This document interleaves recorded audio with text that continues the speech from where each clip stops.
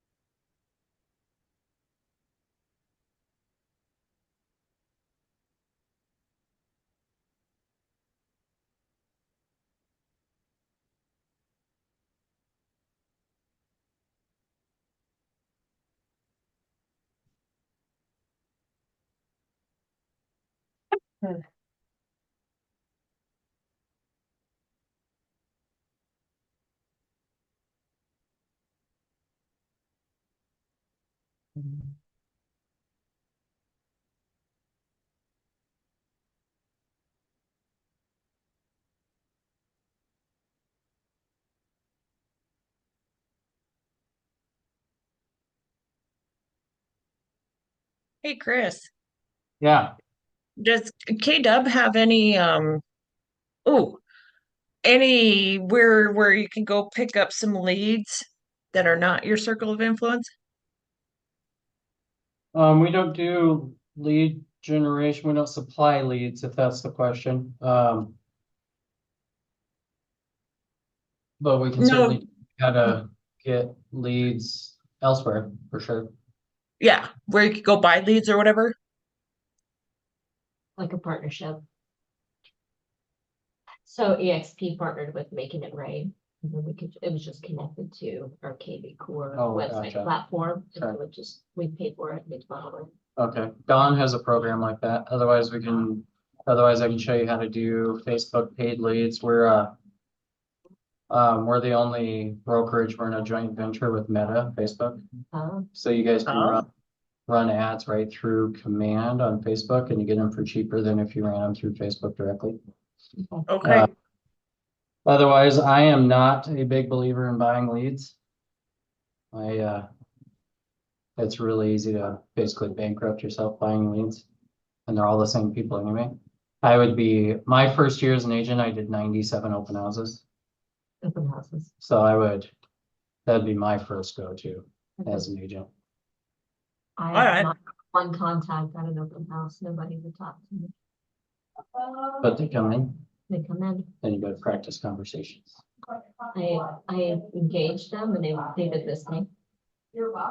Where they were like avoiding me Sure. and they shoot off through the house. Did they sign in?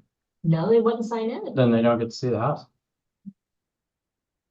There's scripts for all that. Absolutely. Okay, Yep. Yep. It's required. I put a big old barcode on the front door and said, please check in before entering. And everybody ignored it. Mine for my open houses says sign in required, all caps and underline. And then underneath that, it says, please remove shoes. It's not a request. Like if you want to see the house, you're going to send. You know, Take your shoes off. Yep. Yep. Absolutely. Yep. So what do you say when somebody comes into an open house? Welcome. I just treat them like I would anybody else. Like, how are you guys today? Sure. I don't know. I've never looked at a script for it. Okay. I have no idea what I'm doing. Okay. So I do the introduce myself and get their names, usually shake hands, right? And then my favorite open house script is so most people go into an open house for one of two reasons. They're either in the market to buy a house themselves, and this one caught their eye, or they live in the neighborhood, they live around here, and they're wondering what their own house would be worth. Which one are you guys? Ah, I like that. Right? Mhm. Leads into conversation. Yep, Okay. absolutely. My first year as an agent, I didn't take conversation practice very seriously. And my numbers reflected that. The second I started practicing conversations, business. I'm all for it. Absolutely. Okay. Yep. Yep. I just thought it would be like any other thing, like I would engage them in conversations and it would go somewhere, but it was like, how are you doing? Oh, good. And then where does don't it know go, what to right? say, Right. The best way to think of it is we don't want to be salesy, right? We're not selling used cars over here, but we do have the responsibility is probably the right word to direct the conversation in a way that gets their needs met. So almost nobody goes into an open house just because they are looky-loos that likes looking at open houses, right? Those are rare. Those people are out there, but that's not most people. Mhm. So most people are going into an open house because they're either in the market to buy a home or like they at some point want to sell their own home, and the one you're opening is where, fairly comparable, so they're kind of getting an idea of what their own home is worth. So Okay. I like to think of open houses as, are you there to meet buyers? Sure, but really you're interviewing for listings. Mm. Okay. Right? Because if they like you, if they like your open house and your marketing and so on, they're like, yeah, I want this for my house, right? So we have the obligation to, knowing that the reason they're there is because they're in the market in some fashion. How do we get them to where they need to be? Otherwise, people, I mean, we do this all day long. Most people don't, right? So we want to get them to where they need to be in that transaction. So if they're a buyer, every conversation you have with a potential buyer is basically setting expectations, kind of teaching them how the transaction will work, figuring out their needs and wants, right? So you just go right into that. Like, oh, well, you use that script. Oh, we were thinking about buying a house. Great. Where are you living now? Oh, well, we in an apartment and our lease is up in a couple months. Gotcha. Have you guys talked about budget, talked to a lender, mortgage officer, that kind of thing? Oh, no, not yet. Awesome. Well, I've got a couple I could definitely refer you to. How's that sound? Right? So you're having conversation, yes, Mhm. and you're approaching them as a human being for sure. But you're leading the conversation in the Right. real estate direction, right? Yeah, and I think that most people going into the open house are expecting the agent to press them to some extent. They're not really thrown off by questions. Well, and the best way to get past that, because that's probably our number one objection as agents, right? Is they don't want to get sold to. Right. The best way past that is asking questions because your average agent doesn't. So asking questions and deep questions too. So, and then actually listening, repeating back what they say, Mhm. help me understand type, coming from curiosity, Mhm. right? Mhm. You ever read the book the 7 levels of communication? So it talks about going 7 levels deep. Mhm. So, well, how many bedrooms would you guys want to have? 3? Okay. But I'm just curious, how come 3? One for a son, one for a guest. Okay, gotcha.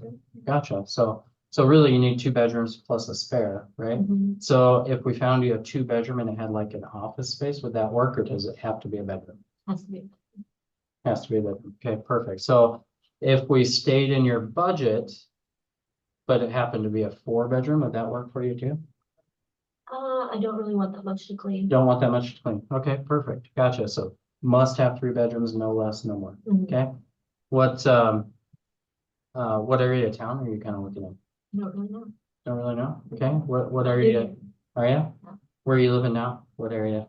I'm living close to. Close to downtown? Do you enjoy that or no? It's a little too busy. A little too busy, so maybe a little further out of downtown? Mhm. Okay. Standard size city lot, good enough for you? Is that big enough? Is Yeah, that, that's fine. that's fine? Okay. You guys have pets? We do. Do you? So a fenced yard? It's yard.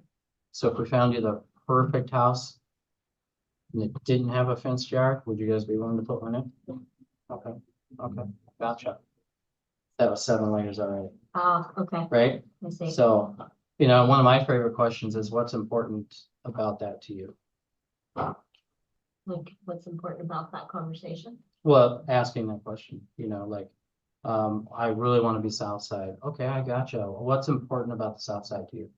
Oh, I see. right? Yeah, that's a And good then, question. right. Gotcha. So, well, it's, it's where I grew up.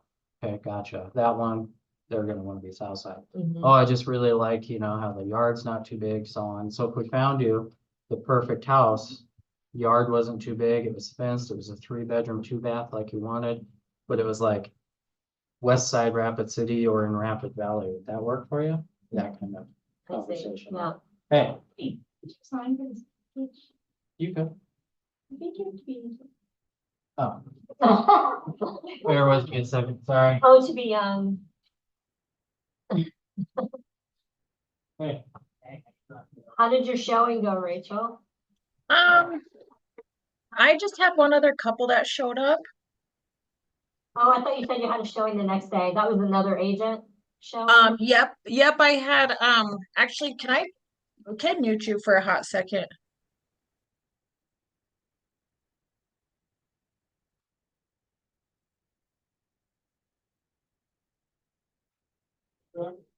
You too.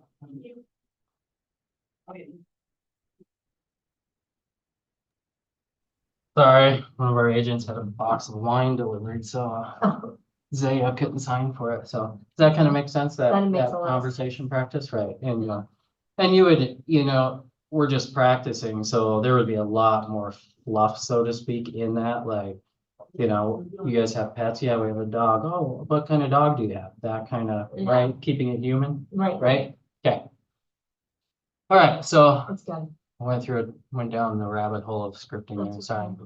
Are you the guru for open houses? When I interviewed with Tim, he was like, and he said the name, he's a guru of open houses. You know who's really good at open houses is Matt Stewart. Maybe that's what Yeah, yeah, he's really good at them.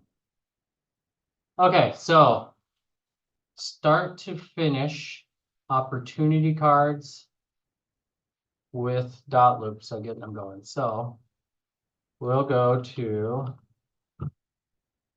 my own contact card here, because this one I like to practice on. Actually, you know what? I'm gonna go to my practice one. Literally named it first last because I'm super creative. Okay, so you have the contact card already created, right? And you've set the appointment. And we're gonna pretend this is for let's do a listing. So you've set the listing appointment, you're gonna go to their house tomorrow, so we need to start paperwork and get it printed. You're gonna bring it and hopefully get signatures, right? So we've got our contact card in here. And move my little Zoom thing. So we've got 2 cards. We've got contact card, which we're in, and then you've got opportunity cards, which is the card that contains all of the information for that specific transaction. And once it's closed or canceled, it goes away. So it only lives for the length of the contract, right? Your contact card, though, lives forever. Okay. So we go to opportunities here. You can see I've got, I want to follow along. You just clicked on this. nope, go to an actual contact. Okay. Yep, Just pick somebody. pick somebody, anybody. Yep. There you go. I want to see. Okay. Okay, so we're gonna go to opportunities. We're gonna click create opportunity. Market center is gonna be pre-filled and unchangeable for you. Team, if you're on one, will be pre-filled. Opportunity type, we're gonna go listing. Owner, both you guys are single agents, so that'll be filled out with your name. Client, that's gonna put their name pre-filled in there. Now, if it was like a husband and wife situation, you should have them connected in your contact card. And if you did, you could click here and it's going to suggest the one you have connected right at the bottom, so you can just click it. So like this is Mr. last name, Mrs. last name would come up right here. I just click it and add her to the transaction card, okay? And keeping in mind in the state of South Dakota, it's 1 to buy, 2 to sell. So if they're married, they both have to be on the contract on your agency.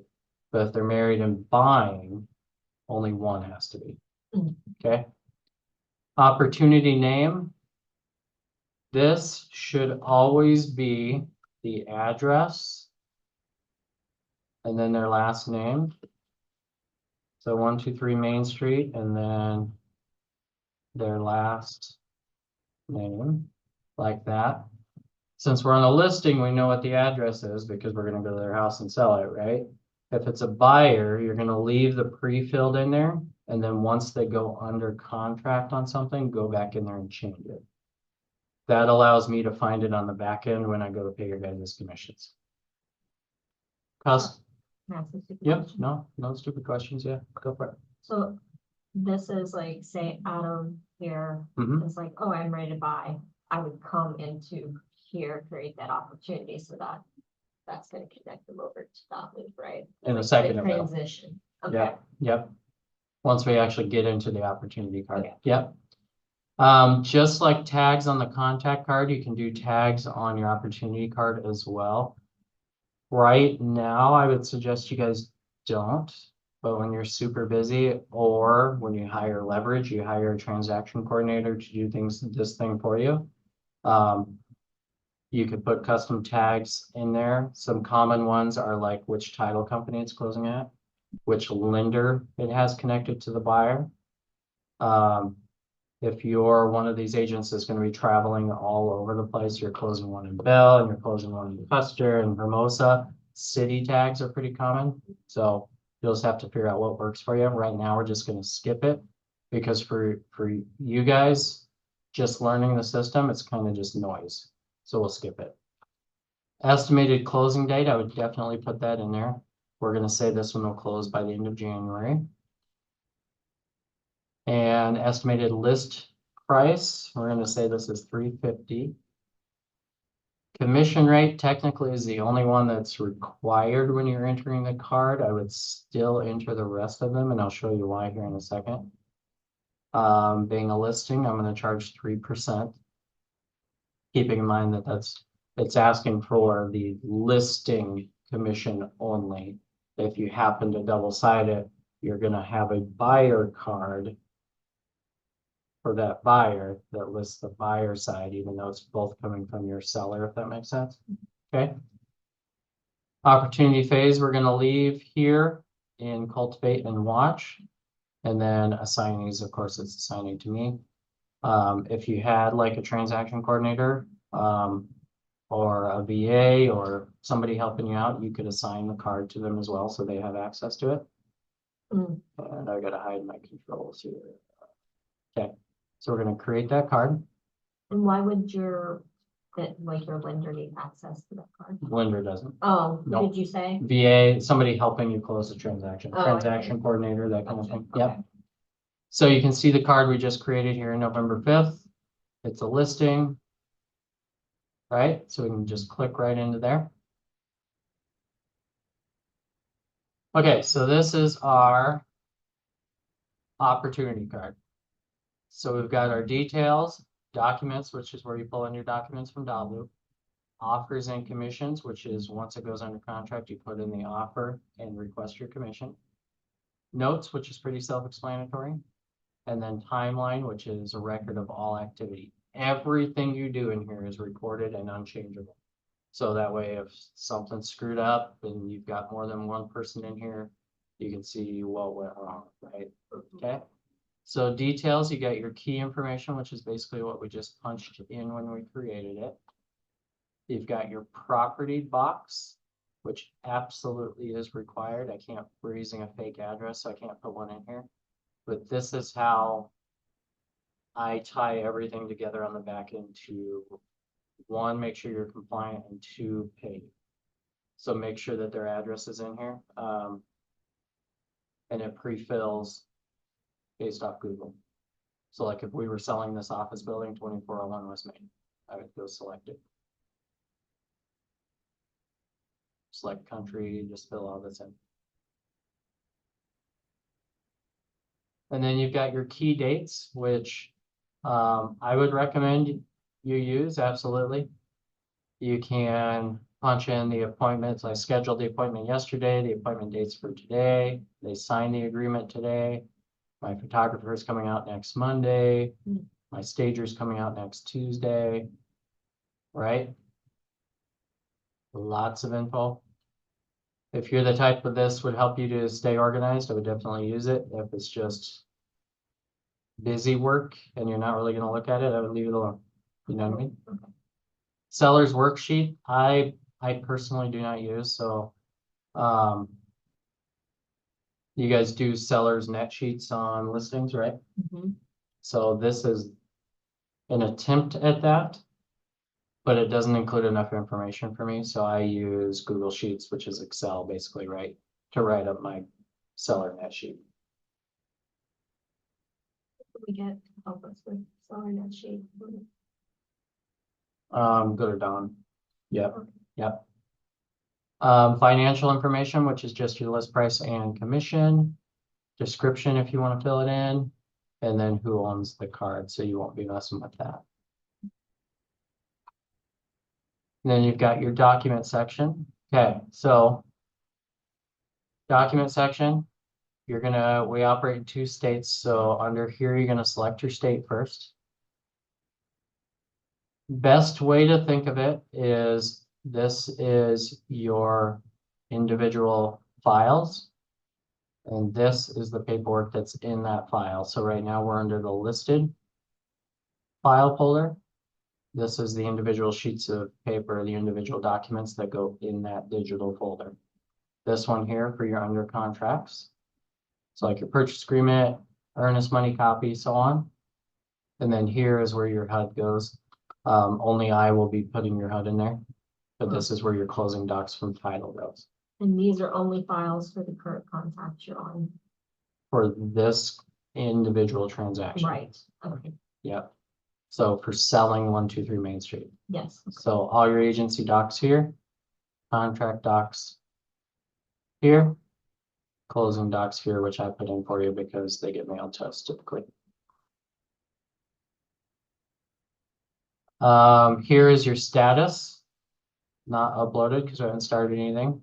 Here is required or not. It says required, 99% of the time it is. Says optional. That doesn't mean I don't have to have it. You don't have to have it. It just means not every transaction is going to be required. So we've got our MLS data sheet, real estate relationship disclosure. This is the first one's literally your listing. It's just a copy of your listing in the MLS. Agency agreement. Notice there's 2 of them. That's because right now I still have transactions out there that are operating on old listing agreements from before the NAR settlement, before the paperwork change. So one of these is going to be required. It's going to be this one for you guys. So you can just, you're safe to ignore the second one. This will go away once we've worked through all of the previous listings. Listing addendum for teams, which you guys wouldn't have. Bill of sale.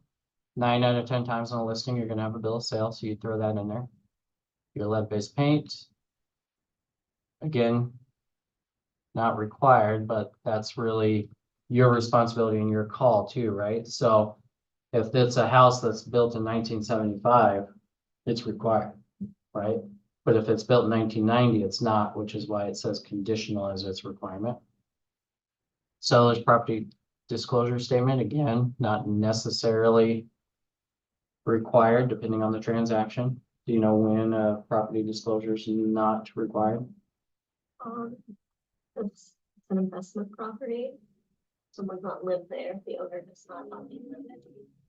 Yes, with the caveat that they're required to have a waiver signed that says, I don't know if you've seen that form, but it's required by the state of South Dakota where it's a form that states why they're not filling out a property disclosure. You can't just not have one, right? Oh. Yep. Okay. Yep. I didn't know that was a thing. Other examples? I know there's another one that I hear quite frequently. Referring to shutting down now. So if it's not residential. So if it's commercial or land, Okay. one isn't required. Yeah. The If other one I'm thinking of, that's pretty common. estate sales, if the owner is deceased and you're working on behalf of the estate, One isn't required because they're dead, Yeah, right? right. Yep. New construction, even though it's residential, nobody's Okay. ever actually lived there, right? Mhm. Yeah. And then like you said, investment, but with a waiver. Yeah. Withhold from MLS, which really is part of the listing agreement now, if you're withholding from MLS, so that really shouldn't even be in here. And then any amendments to the listing, if you happen to change it, like you're 2 weeks into it and they drop the price, that's where your price drop would go. And then if you happen to not get it sold and release a listing, that's where that would go. You're under contract docs, again, shows what's required, what's optional, and what's conditional. Again, you've got your MLS data sheet, your actual purchase agreement, earnest money copy, counter offers if there is any, more counters if there is any, bill of sale, seller's PD, lead-based paint, any amendments, addendums, contingency removals, multiple offer notification, cancellation of purchase agreement if it falls apart, and plenty of room for addendums and amendments. So there's plenty of room for documents in here. So what I always tell agents is every document related to the transaction, whether it's listing agreement related or purchase agreement related, should be in here. You want one place to store all of your documents. Most agents have been in the habit of using .loop or whatever they were using before. I don't know. You said DocuSign? Yeah. As their storage cabinet for all their documents, I would change that thinking and make it command. Command is the one place for all your documents. .loop is literally just to facilitate getting them into command, getting e-signatures, that kind of thing. Yeah. And you said we could put ours, like once Twilio's can be connected, I can put all my conversations in here as well. Or is that not the? You can if you're going to use Twilio as communicate with actual clients. Okay. But yeah, you can put copies of text in here. It just has to be converted to PDF. You can't save images, but that's easy enough to do. So if it's not in here and you want to save it, you can add as many custom folders as you like to. So what's a common one I see is early move-in agreement. I saw that one the other day. Like a lease back. Yep. Or well, no. A lease back would be the seller staying after close. Early move-in would be the buyers moving in before close. Oh. And then you can put as many documents in here as you want. You can literally just have a folder that says miscellaneous. Out of curiosity, early move-in. Not very common, right? I hate them. They happen, but I hate them. It seems like it would cause a lot of issues. Something goes wrong with closing. Yeah, like if it doesn't close. Yeah. Yeah. Yep. Yep.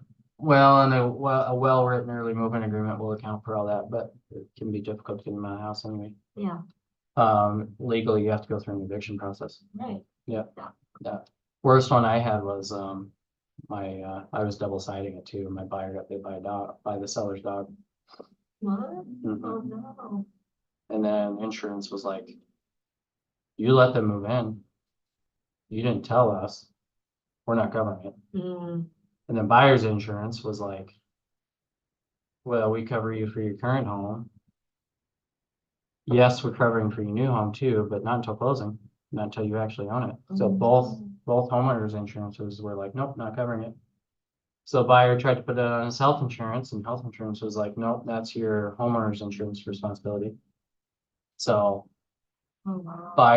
my buyer got an attorney and threatened to sue the seller, and then seller and buyer came to an agreement on they like 50-50 split the urgent care bill. Wow.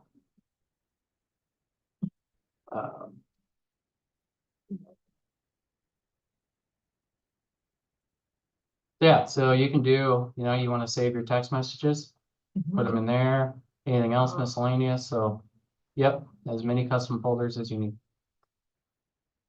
Okay, so we're in our document section. We're going to go start a transaction. This is going to start it in .loop. Select your profile. Continue. This is a listing, Rapid City listing. These, and this is on my list to change, but it's a long list. These are going to say South Dakota listing template, South Dakota buyer template. These have these same documents in them now after the NAR change. So it doesn't matter. So just use Rapid City. Choose .loop template. It's communicating with .loop. And there we go. So go to transaction. Here it is. Here's my loop. 123 Main Street. Name the same. So it's named correctly in .loop. These these are in the same order they are in command.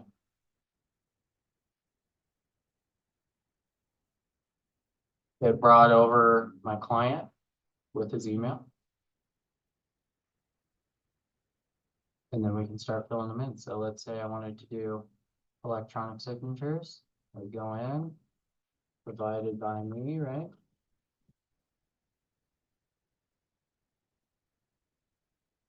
Assign this to my buyer or seller, excuse me. This is so much easier than DocuSign. Yep, To drag it over. sure. And then I'm going to delete these other ones which is select and then shift delete. So I only want him to be able to sign here. I would save and share to his email, which it's a fake email, so I'm not going to send it. And then I got the prevent Zoom thing, go back. Fill out. Now this brings up my autofill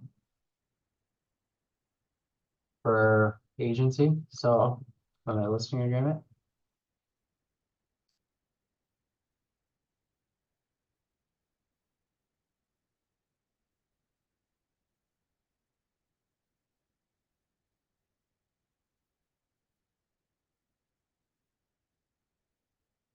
Fill in as much as I want to. So basically, I've got my seller here.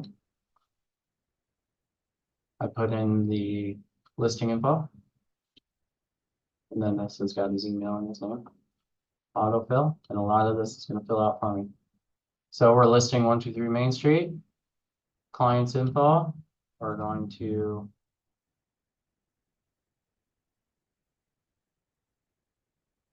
run that for 6 months. You just go in and fill it out. It's not a contracts class, so we're going to skip most of this, but fill it all out. I would save and share that, or in the case of a listing, more likely get wet signatures on it. Could I create my own little 123 Main Street fake one and kind of go Yeah, through the absolutely. process too? Absolutely. Okay, good. Yep. Should follow it along. I learn by doing, so. Sure. Seller's property disclosure. Again, so there's seller. It's already got the address in there because I already did the autofill. So it's gonna fill in what it can, which is basically just the address at the top of each one, right? So we go in, get them all into .loop. Now, especially in the case of a listing, chances are you're gonna have wet signatures, right? Because most listings you're not going to e-signature it because you're gonna be either in the office or at the house, right? Mhm. Buyers, it's way more common to e-signature, but so let's say, I'm gonna download this.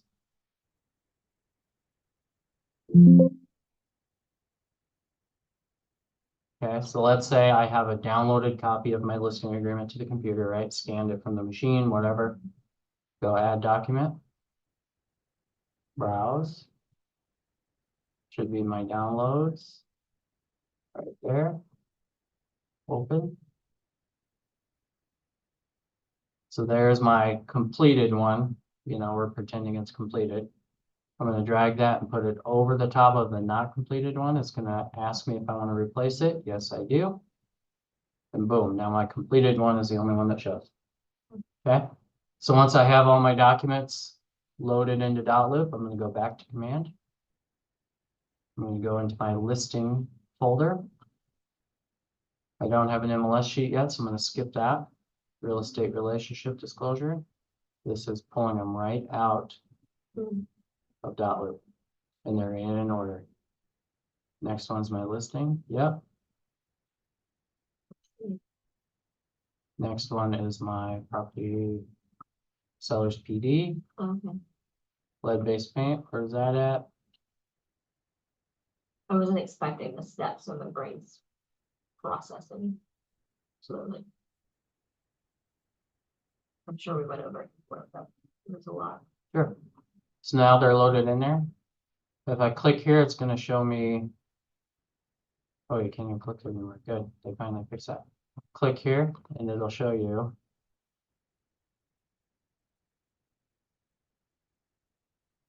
It is. You fill that one that I brought over.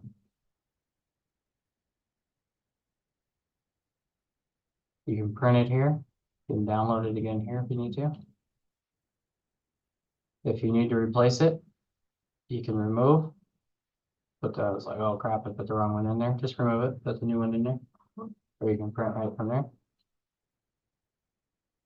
And then once it's ready, once you've got all the required agency docs, you go submit to market center. And that goes right to me and tells me to review all your contracts, make sure everything's in place. And then I'm gonna look, make sure it's filled out correctly. Biggest thing I'm looking for is make sure it's signed by every party, including broker that should sign it. And the goal is to not get it sent back to you. Yep. Under contract, you would just do the same thing. Once they're all in dot loop, this communicates with your dot loop here. Oh, there's my purchase agreement. Earnest money copy, you'd load into dot loop. Not in here. Counter offers, we just go through and load. And again, once everything's in here you need to show that it's properly under contract, submit to market center.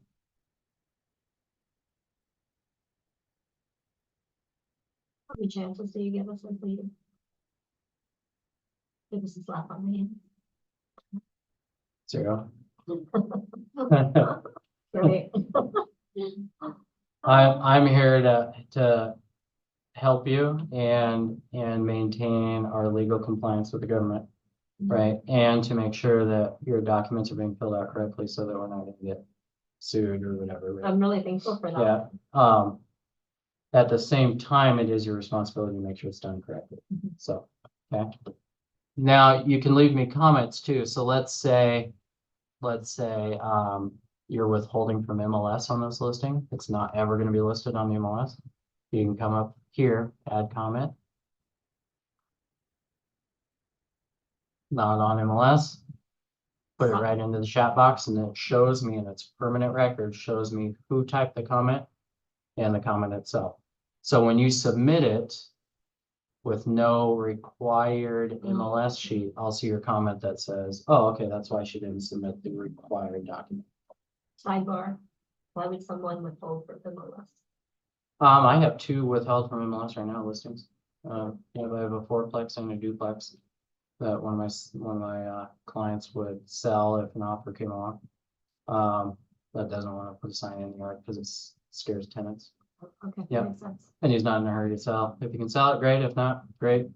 We'll just keep it. But yeah, so lots of reasons. A lot of times it's because they already have a buyer lined up and you're just facilitating the buyer and seller coming together. As a transaction agreement or Yeah. as a buyer's agent? Both Oh, okay. double-sided if you can. Yeah. Okay. Yep. Yep. A lot of times too, it's like, well, let's go ahead and sign the listing, but not put it on the MLS until like the end of the school year.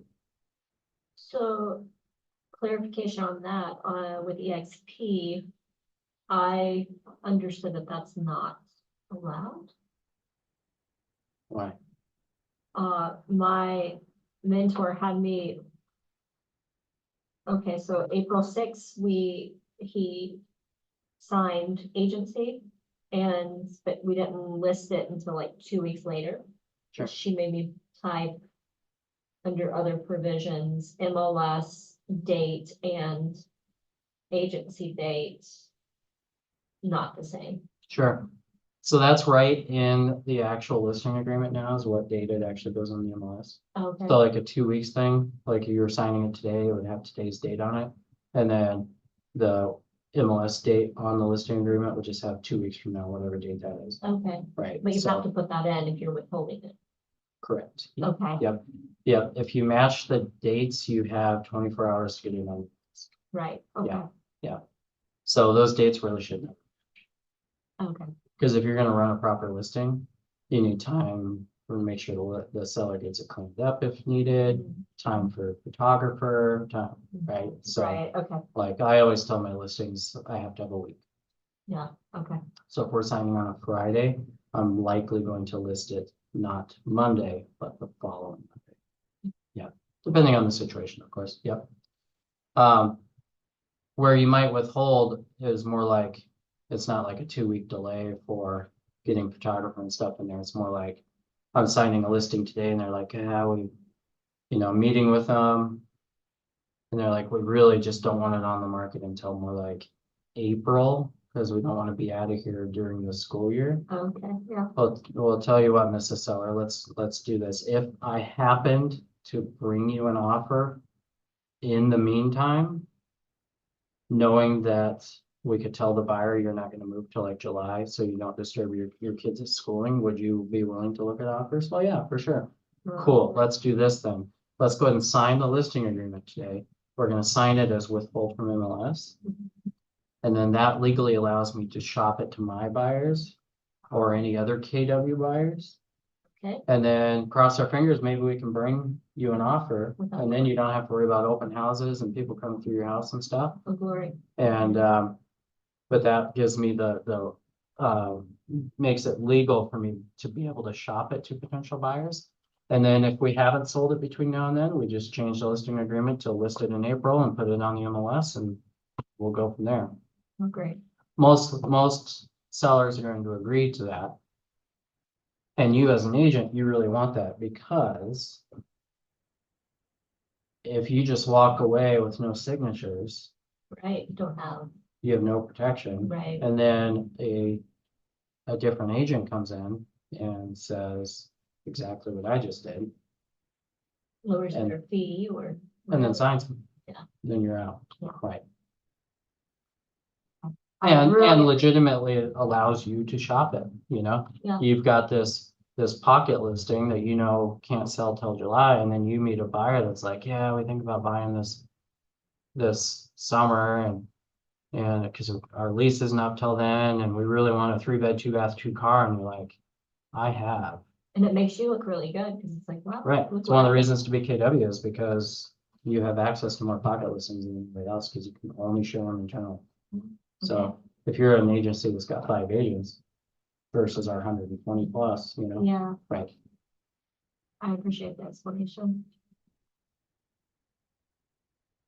Okay, so that's how you load them in there. So you got your agency docs and then your under contract docs. So, buyer and seller both, you have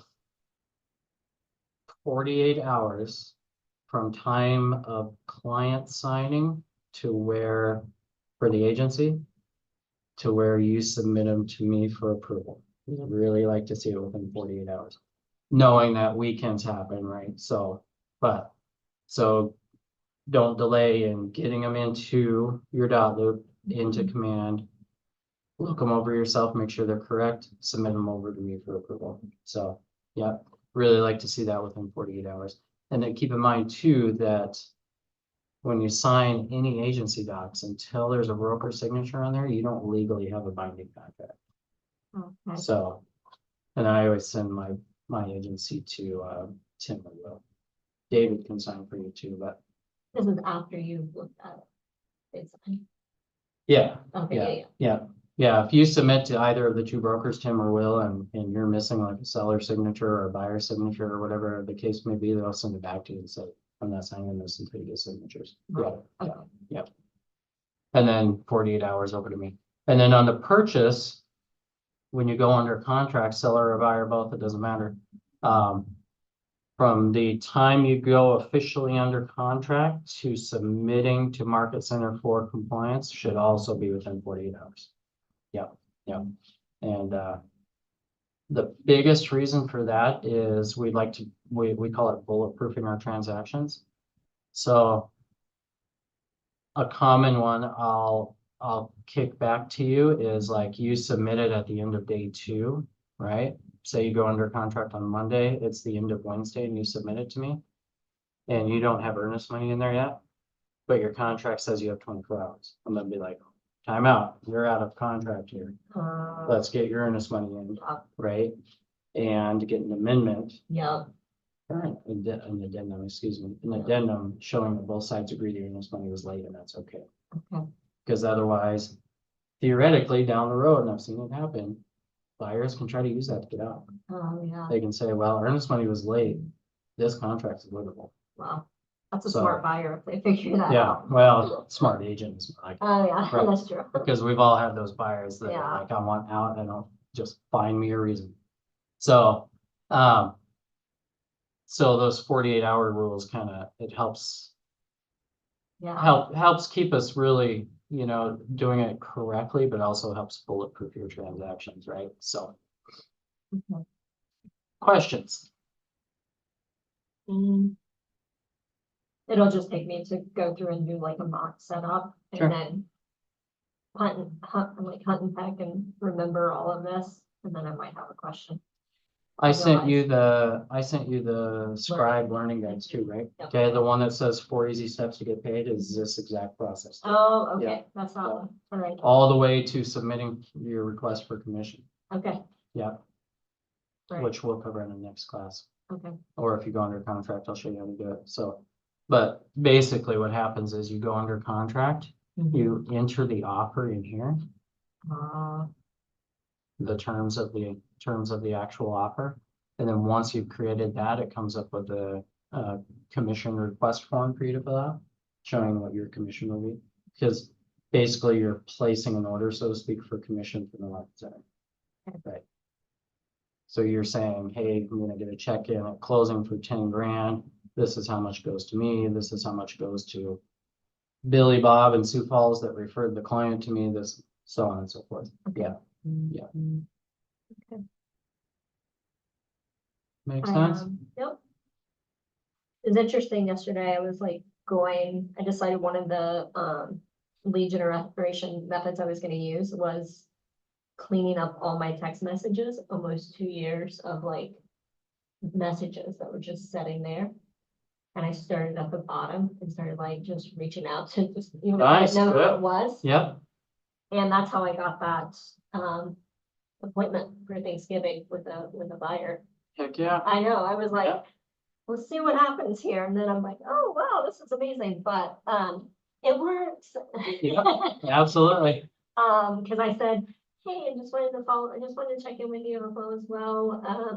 Just wanted to share with you, I've changed brokerages. I'm now with Keller Williams, and Perfect. I wanted to Good see if you checking. know anyone who's looking to buy and sell. I'm hoping to build my business. And he goes, I'm looking to buy. And I was like, wow, I don't know who this is, but that's awesome. Yeah, nice, good.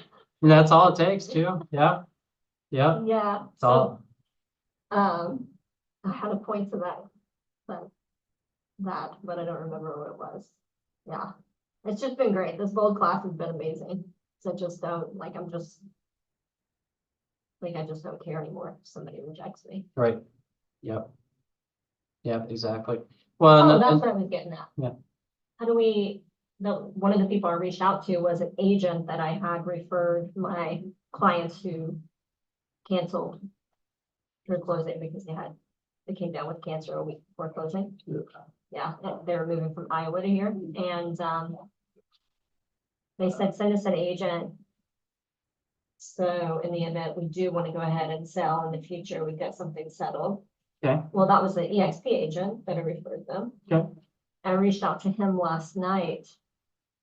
And I was kind of hoping some of the agents that I would reach out to, I would just like be able to boast about how great Keller Williams has been and maybe try to get some people in. And that guy, he was like, oh, wow, I just joined Keller Williams too. And he's like, nice. But I'm assuming there's like a nice script out there, right, to try to bring people over to Keller Williams or There- just, There is recruiting scripts. Trying to think how to phrase this. The best way for a KW agent to recruit is to not. just be excited about, Right. yeah. Exactly. Yeah, and don't be afraid to share it either, and tell them about, trainings and, conversation practices and bold and everything we're doing because, I mean, it firsthand.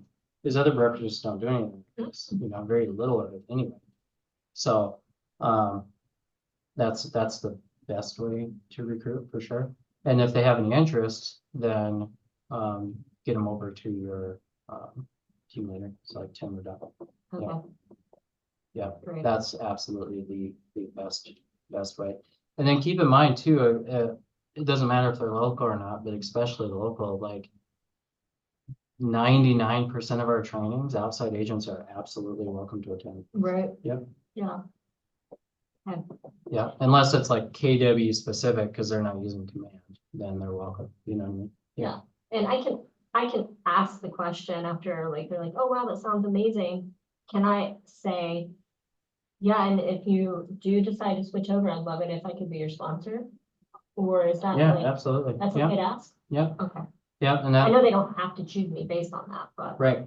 Well, and that leads into the profit share conversation, right? right, okay, So, and, you can see the check on the wall when you're in the lobby out there too, shows how much we've kicked back to our agents per Mhm, profit share. mhm. It's a So, lot.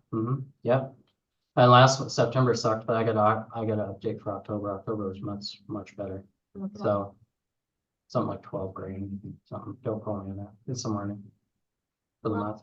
Wow, Way better.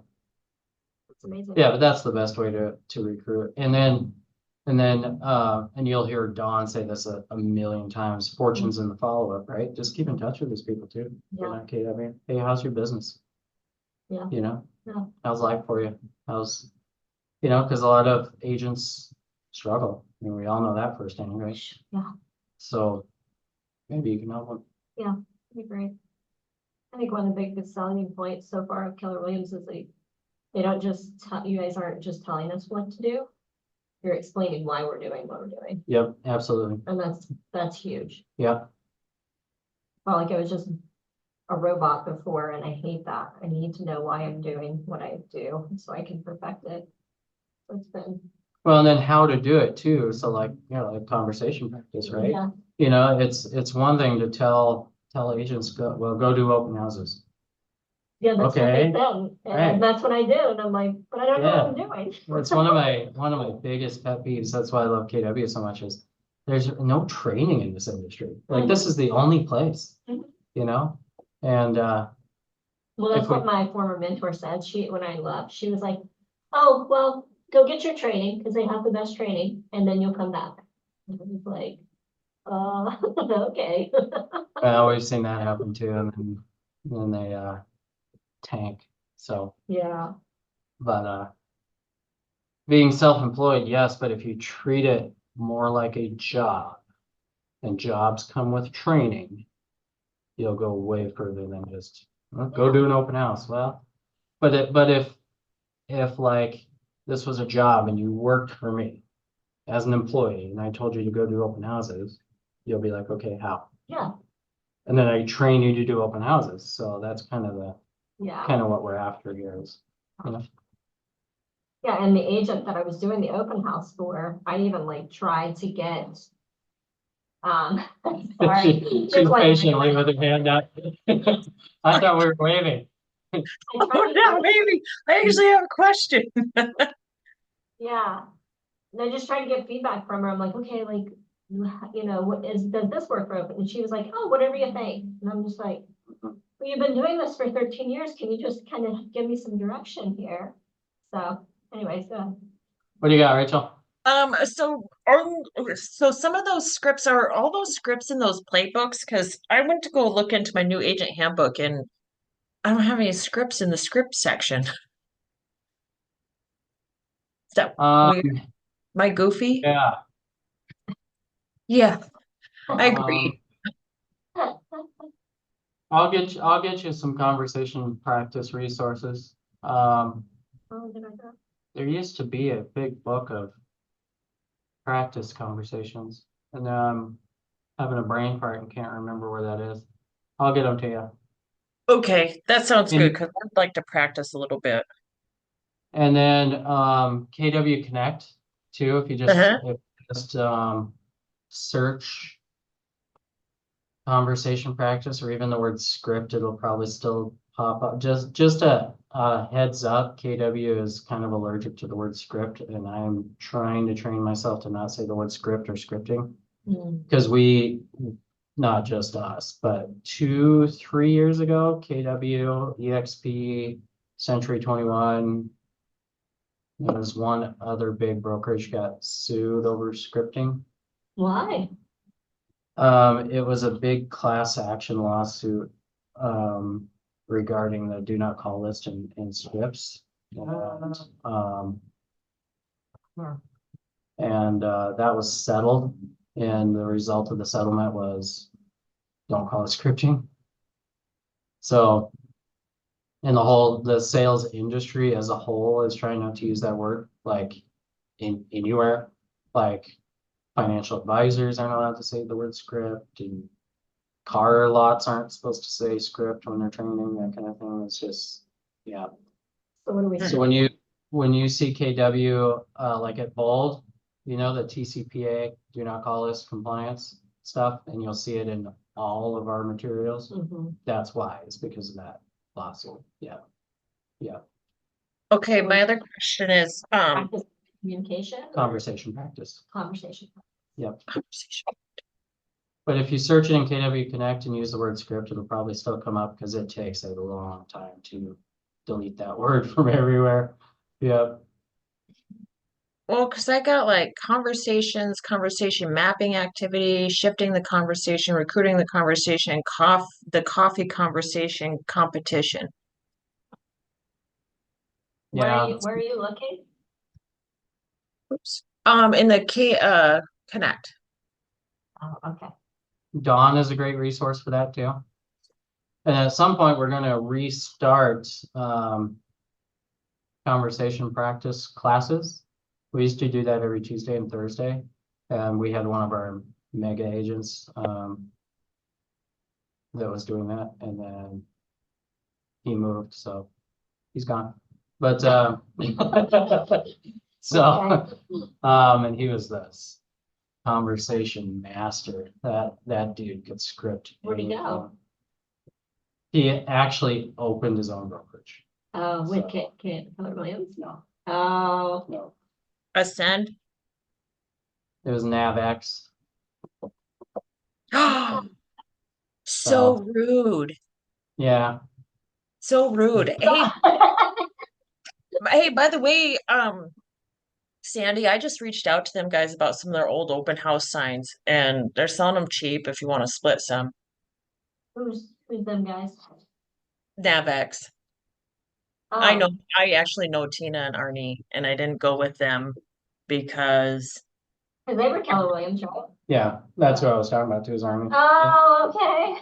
and They were- Arnie is really good, and he's absolutely fabulous, and he told me I had to pay him in Bitcoin. So, anyways, Yeah. they are fairly affordable. They just got a lot. Are they Okay. KW branded? Their old ones? Yep. Yep. Yeah, perfect. Oh, cool. Yeah, just keep that in mind that any signage you have, including open house signs, has to have your broker on it. So if you look at my open house signs, they actually have a KW sticker on them to make me compliant because I bought super generic ones. Oh, So, that's so funny. yeah. Okay. Questions about this? Yeah. Sorry, I interrupted you. No, you're fine. I don't know if it's about this, but say Rachel and I were trying to build a business together and we wanted to co-list. What's the benefit? Just working together to try to tag team people? Is that why people co-list? I'm not, Rachel and I haven't talked about this. I'm just wondering. I see the co-listed by, and I'm wondering, nobody's ever talked to me about that. Not So really about this. most of the co-listings you'll see are actually teams Oh, okay. where the team leader and one of his or her agents are co-listed. Mm, really depends on the team. So I used to be a teammate, I used to own a team, and I also used to be a team agent, but and there's a couple reasons teams do that is a lot of times the team leader actually has better recognition than the agent. Right. So it helps the agent if the team leader's on there. Another reason is the team leader likes to get credit for half the transaction, even if they're not taking half the commission. Does that make sense? So like they still get in the MLS, it shows half a sale, blah, blah, blah. Most of the co-listing, that's what you'll see. A lot of times though, you'll see like, I wouldn't say a lot, but I do some commercial listing, but I'm not a commercial agent. Mhm. And I don't, it takes a lot of money to market a commercial listing, Yeah, right? Out of your own pocket until Mhm. it sells. So I co-list all of my commercial listings with Haley Moline in her office because she's a commercial agent. She's got the budget to support the marketing. Mm. And then we just split the commission 50-50 minus her expenses. Um, so a lot of times you'll see that too. Other times you'll see it too where like I had a listing in Edgemont one time and it was super cheap and I really didn't want to drive to Edgemont. Mhm. So I co-listed with an agent down there that wasn't even KW Oh, because we didn't have a KW agent in the area at the time. We do now, Cassie, she's awesome, but wait a second, you can co-list with a different, depending on the MLS, yeah. So like I am Mount Rushmore board, I cannot co-list with a Black Hills board agent. I think no different beverages. Could. Yep, absolutely, yep. You see that a lot with larger, like mostly commercial, like Chris Long on the commercial team will co-list a lot with Randy Olivier. He's a big commercial agent at I want to say Remax, but don't quote me on that. Just because it's like a difficult to sell property or very expensive to sell property, so they want to tag team it, and so they split the marketing budget, and Wow. they operate in different social circles, so it doubles the exposure and that kind of stuff. So yeah, So say me and another single agent wanted to go like canvas a certain neighborhood and we just made an agreement together verbally that we're gonna co-list and like share those listings that we get because we went together, we promoted ourselves together. Is that a thing? Or is that a, you're not really co-listing. So let's say it's your listing, you right? know, But like and- we're there together and they're both like, Yeah. oh, we love you both. We want to work with both of you or something like that. I asked because I've had an agent ask me about going to knocking on doors together. We're both single agents. And I'm like, well, how do we? I do that a lot, or did when I was full-time sales. I would just go knock doors together. Yeah, so how do we? Yeah, so if it's your listing and Rachel is door knocking with you, she can say, an agent in my office listed a house right down the road from you, so I was just canvassing the neighborhood and making sure you knew about it. But say neither of us have a listing. We're just trying to get listings. Do it. Just share. Yeah. You know what I mean? Like Well, knocking whoever a knocked door on the and- door. Yeah. What if we're knocking on the door together? That's what I'm asking. Oh, Yeah. I see, like physically standing at the door together. Yeah. I would just recommend you don't. Oh, okay. I like definitely buddy up, but either every other house or split sides of the street or something, Okay, you know what I mean? yeah, Because otherwise you're spending double the man hours for the same results. okay. But I mean, but definitely like door knocking with two people's way better than just by yourself, right? Right. But just like split the street, you know what I mean? Yeah, and then you can compare notes and support each other and high fives across the street, and you know, this guy down the street chewed me out, and you can complain about people together, that kind of stuff. Yeah, absolutely. Okay, I wouldn't actually physically send two people to the door. okay. Um, That's what I was trying yeah, to figure out. yeah. Well, Chris, that contradicts what I heard already. And it was Mr. Arnie and Tina. You know, I know they're a team, and they said never ever go to a door without two people. Never Why? two men, just because of the dangers that it could propose. Or is that just their own safety because they come from Colorado? I can amend that right, Gary. Even in Colorado, I wouldn't send two people. I disagree with them 100%. Okay, I'm think, taking. and I love Tina and Ernie, don't get me wrong, I worked with them for a long, long time. I Mhm. think it's mostly just because they personally enjoy, they're kind of joined at the hip, those two. So, like, be safe, use common sense, stand away from the door, which is really good for door knocking anyway. You're like, as far back from the door as you comfortably can without being awkward about it. You know what I mean? Yeah.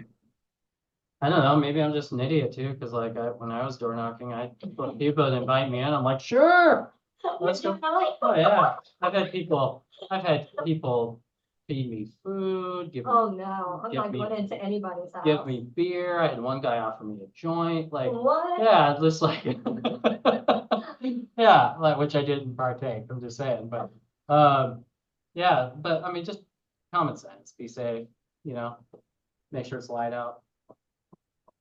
I plan to put Lincoln on my front and the path, because people will answer the door when you have a baby on it. How that works. Yeah, And There you you just go. stand back, and he's like a nice little buffer. So if you have like a dog or a cat or something, people are more apt to answer the door if you don't look threatening. yeah, And yeah, then, that's true. It's actually harder for men for door knocking and stuff than it is yeah. for women, but. Yeah, I mean, just be smart about it, and if you're doubling up, then you've got your counterpart across the street or at the house next door or whatever. So, yeah, I wouldn't be super worried about it. Just be smart.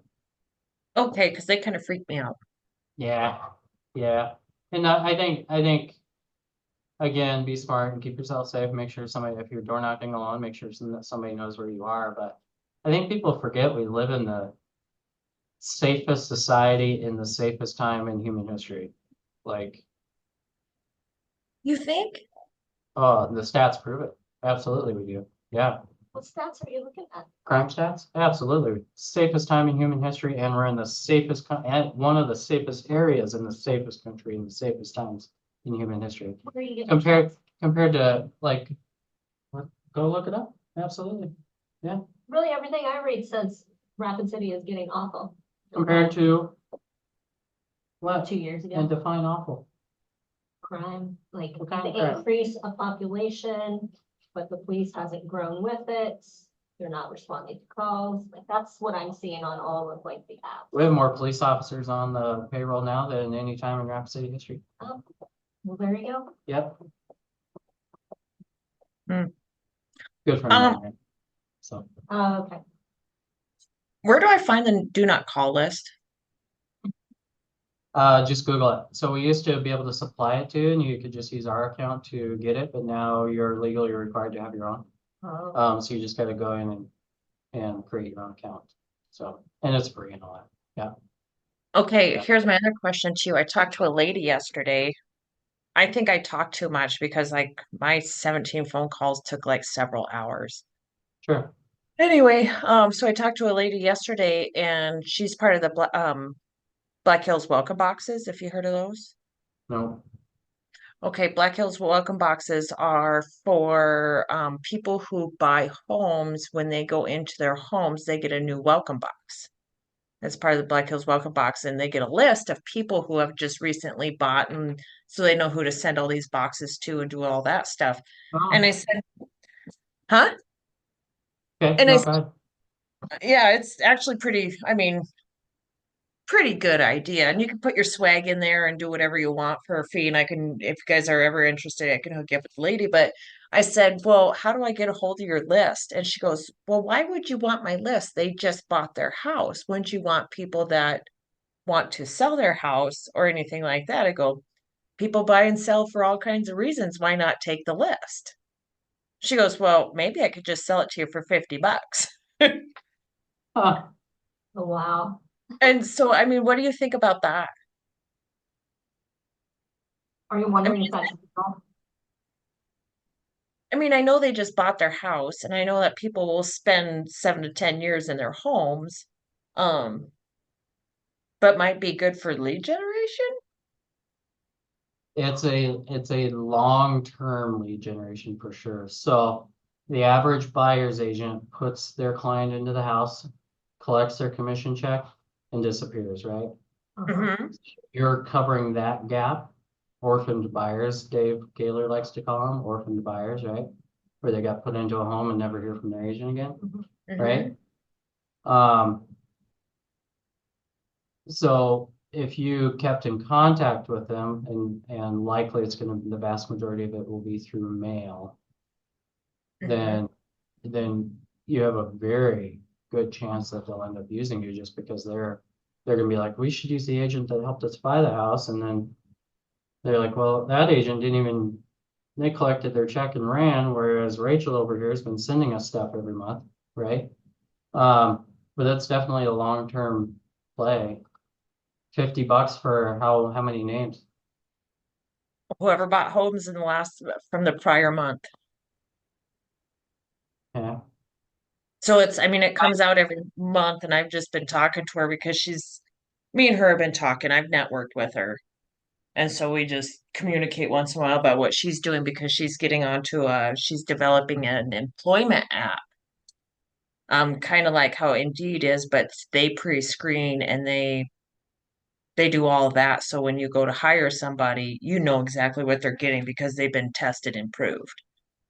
So sure, she's building that, and we were talking about it because I have the bookkeeping side of things. Well, then when she was talking about the Black Hills welcome boxes, because she helped sell and develop that, and of course, it needs some more development into this world because I think it's only been going on for about the last year, maybe year and a half. Um, but she said that she thought about it because some people just sign up just so they can get a hold of that list, like your roofers and some of all those other people, so they have a contact and then they can call them by name. sure.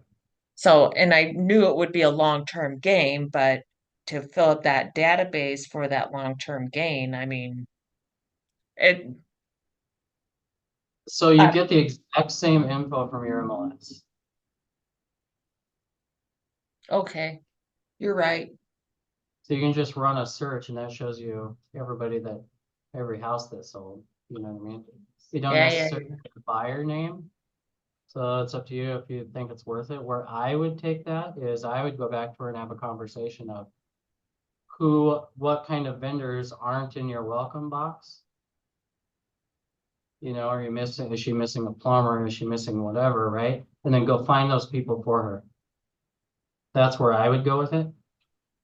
Mm. And then you go find small business owners that could benefit from being in this box. And then you're keeping in touch with her and you're meeting new people that own small businesses and stuff. Mhm. And then, well, I really like supporting small business, so that's where my mind goes. But and then maybe if she isn't missing a bunch of people, chances are she is, but maybe you can suggest others too. Well, have you ever thought about having this type of business in your box? You know what I mean? And then go find those people. Mhm. That's probably where I would go with it, unless you really want those buyer names, which I don't know. You can still mail them stuff and just, you're not gonna have their name on it, I guess. Just out of the Yeah, MLS. yeah, no, that's all right. I actually set up a meeting for next Friday with her. We're gonna go have lunch, so. But we've stayed in Yeah, contact just because of all these things, but that's a great idea because I'm with you. I love supporting small businesses, local small businesses. yeah, absolutely. And Well, well, and a good reason to support small businesses, they understand the game too. So they're not shocked when you come in and say, hey, who do you know that needs my help buying or selling or investing in real estate, right? And don't be afraid to very, very politely and with humanity, so to speak, tell them this is a tit for tat relationship. Like I'm helping you build your business and vice versa, right? Yeah. And most, I mean, none of them are gonna be like, yeah, absolutely, I'll send anybody I can, you know? Right, Yeah. So, does right. that make sense? yeah, no, that makes sense a lot. And I'm already in the small business world just consistently, except for Bolt kind of put a damper on that. Um, Could be one of your biggest sources of lead gen, small business owners. yeah, my networking is on Thursdays. Yeah, That's where I met Tina. Um, gotcha. My other question is, I just reached out to my vet yesterday and she listed her house and she's got a beautiful house and it's really, I mean, it's really high. It's a high end or higher end home, but yesterday when I was talking to her, I asked her how her house selling was going. And she said, not good. I just need to call my stupid real estate agent and tell him to take my listing down because I'm just going to build my practice. And she goes, but I really want to sell and I want to move to Whitewood. And so I'm like, I Yeah, need to wait for that to go down and see if I can really find her a buyer under, where it's not listed like that. I mean, should I just keep stalking her? Stalk her listing till it Yeah, goes down? yeah, I mean, just keep in contact with her and be careful you don't solicit for the listing because that's illegal. But oh, it is? yeah, if they're if they have a signed agency with another agent, you cannot discuss their transaction or offer to, nope, you cannot solicit away from another agent. Nope, I'm not doing that. She's my vet. She's my vet. I, I was talking to her about all that stuff, and I just asked her how the house selling was going. yeah, I just yeah, go that's fine. farther than that. I Sure. just now have insight. Right. Well, watch her listing and the second it comes off, call her. Okay. Yeah. Did you Okay. ask her though, if she wants to buy a house in Whitewood? No, she told me. That's why she's selling those, to buy one in Whitewood? It's a long story. We're not. It's fine. Okay. Well, I guess the question, and maybe you asked her this, but though, is her listing agent helping her buy? You'd be shocked how many listing agents don't think to help their client buy. Oh, yeah. Oh, no, I don't think so. I don't think so. When they originally listed her house, it's been on the market for about a year and a half or so. Hmm. And they started at $1 million. Who's the listing agent? Oh, some lady with Remax. Sure. Somebody Sounds with like a realistic expectations for price on the seller's end, but yeah, I would just keep in contact with her. Yep. Okay, because I gotta wrap. Yeah, You still have time for me to leave and stuff? all you need is your docs moved over it. Right. Yep, we can do that Just real real quick. quick. Okay. I can just send them to you. Alright. You Hey, my need, other, can I ask you another question? yep, Because I feel like my database is not big enough, and they all keep telling me no. Kind of getting used to that. Yeah. Anyway, um, I was thinking about going for the withdrawals. Like, how many agents are really working on withdrawals or any of that kind of stuff? I mean, if I start calling those people, are they gonna go, yeah, you're like the 15th agent that's called me today? you're the 15th agent that's called me today. Dang it, I was shooting for number 10. I guess I should have called you a little sooner. How'd those calls go for you? Oh, well, they all said the same thing. Gotcha. Well, have you decided to what you're gonna do with the house? You're gonna try to sell it again, or what do you think? What's your story? You're really strange. I have to kind of wrap my brain what you're going, where you're going. Did that answer your question? Yeah. The only person you're competing with is yourself. Absolutely. Yep. Well, thanks for helping me get out of my own way. It's can be really um uh beneficial, I guess. I'm struggling with words today in case you can't tell. Call older expireds too. Older expired. Hmm. Hey, 6 months ago I saw your house came off the market. I was just kind of wondering what the story was. You guys have any plans of selling? Okay. And you're gonna hear two things. One is you're gonna hear what their plan was being the key word. Then it's your job to see if they can still realize that dream, right? Mhm. And the second one is you're gonna hear all sorts of bad things about their agent. I hate that. One of my favorite scripts for FISBOs and expireds both is, all right, Mr. Seller, let me tell you what. Let's do this. let me put a sign in your yard, give me 90 days. If I can't get that home sold, call me up, literally say, you're fired, and I'll come get my sign out of your yard. How's that sound? Do they take that? Absolutely. Yep. But I mean, it's A lot of them essentially are selling in 90 days. signing, right? Do it. They're still signing, you're still going through the same process. It just sounds a little bit like, Yeah, well, there's conversation before that, but you yeah, know, when they had a bad experience with an agent, right? A lot of times you gotta get past that objection is, you know, so you go through all of your scripts and everything, but and then at the end of it, if you really gotta close the deal, tell you what, give me a shot. Love to try to sell that home for you. Let's price it correctly for the market. Let me put my sign in your yard for 90 days. If I can't get you an acceptable offer within 90 days, just fire me. No cost to you, no harm done. At least we gave it a shot. I know you don't negotiate your commission, but that can be a conversation point, right? Like, I'll reduce. He's like, no. I knew that'd be a no. No, why would you negotiate your commission?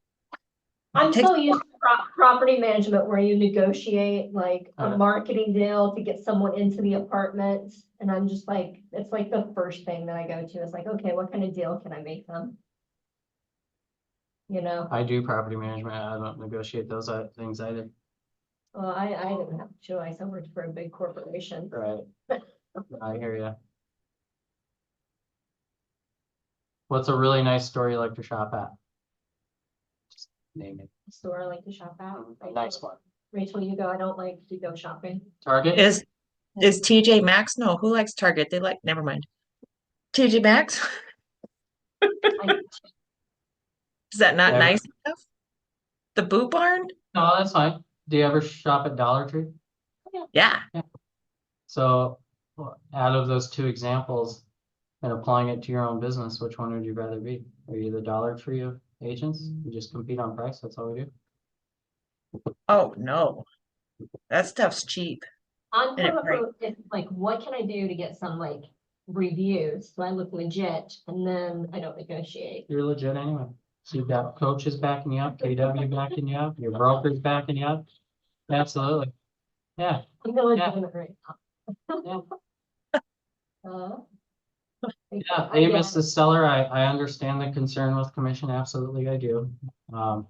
Here's the thing though, is I typically don't negotiate my commission for the same reason I try to get top dollar for your home. But we can't say that anymore, right? Don't we have Absolutely. to say now everything's negotiable because of the lawsuit? Now if it changes, Well, that's a negotiation, right? They asked, I said no. that's true. Yeah. That's true. I've been. That's so one of the nervous reasons about one of the reasons I have a transaction fee too, is it gives me a cushion in between. it. Yeah, you told me that. Right. That's good. Yeah. I'm implementing that part. Yeah. And then you still get the objection of, yeah, I know, but I just don't really want to pay that amount. Tell you what, Mrs. Seller. Let's leave the commission where it's at. Cause we've gone through my marketing plan and everything and you agree the value's there, right? Well, yeah, for sure. Okay, great. So we'll leave the commissions where it's at. I'll tell you what, though, I'm gonna eat this transaction fee for you. So I'll cover that. So that'll save you $4.95. Right? So that gives you a point of negotiation in between. Yep. Good. Yeah. By the way, my buyers like Good. what we put in there. So, I just Thanks. emailed you the one you were missing for the lights. oh, Yeah, I don't like, I mean, you guys offer a very high valued product, very high value service, I should say, right? You're helping them through the largest financial transaction they'll ever make in their life. Mm-hmm. That's hugely valuable. I Yeah. get your side. I'm just starting to get desperate. Well, would you have to get We're more feeling- business if you were cutting your commission? I mean, I'd essentially be making the same in the end. If I keep cutting it, you know what I mean? Well, Like the idea, but but the cut rate agents out there, Mhm. I'll give you an example. Deneen Jaco, you guys know her? no. Who? She, Deneen Jaco. Mhm. Oh, yeah, I know her. Oh, I Yeah. pronounced her name different. Yeah, She's been, yeah, okay. she does a lot of business. Yeah, she does. She will list a property for 1%. Really? All day Oh, long. Almost okay. every listing you see her take is at like 1% because she gets the buyer side too. Right? Interesting. So, but how does that work for her is scale. So if you cut, but you don't have that kind of scale, you're not gaining any business. Right, Have okay. you lost a listing because you're right? If you came back and said, well, I've just lost the last 3 listings because I was too expensive, then we can have that conversation again. But if you're not actively losing business because you're commission, Mhm. Well, I do. right. And then what I'm gonna do is we're gonna cover those objections instead, Right. so you can get past it and save your commission. Mhm. Right. Hey, her husband's a real estate agent, ain't he? Yeah, Steve. Steve, yeah. And they also Yeah. run with very high-end people around town. Right. So Mhm. it's a working business model for her, but only at massive scale. Yeah. Yeah. At the end of the day, it's up to you and you know, I say I don't negotiate my commission. I've taken plenty of listings where I took less than my usual commission, but it's not a starting point for me. Right. Like, they have to pull it out of me, and then I kick myself for obviously I didn't prove my value to them, right? Yeah. My mentor at EXP really did coach me well on that. She's like, this is what I tell them, this is how much value I'm bringing, this is how Right. much I'm paying. Da, da, da. And I use that same model for my seller now, and he was like, oh, I didn't realize you guys spent so much money. Sure, that's fine by me. I'll just pay you that. So. It works. How did you even get that much information out of her? Oh, Kim? I Because couldn't I even get her to can't tell me hear. how to do a CMA. Oh, really? Yeah, she said that's just not my strong suit. Ask somebody else. Oh, no. Yeah. All right, I gotta Okay, I Chris, gotta go. So you're free. all right. Well, See you, Thanks, sir. Rachel. Bye. bye.